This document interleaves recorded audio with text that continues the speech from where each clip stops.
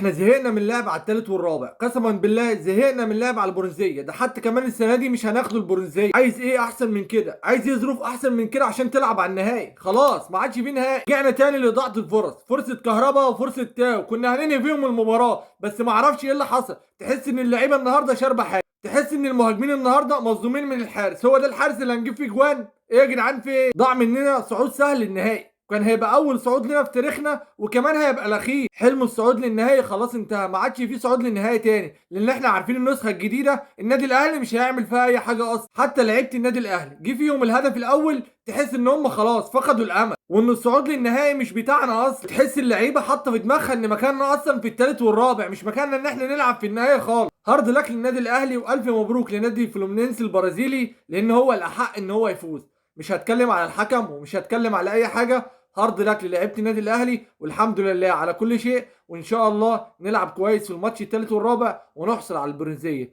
حتى لو حصلنا عليها مش هيبقى لها اي 30 لازمه، لان كان حلمنا ان احنا نلعب على النهائي.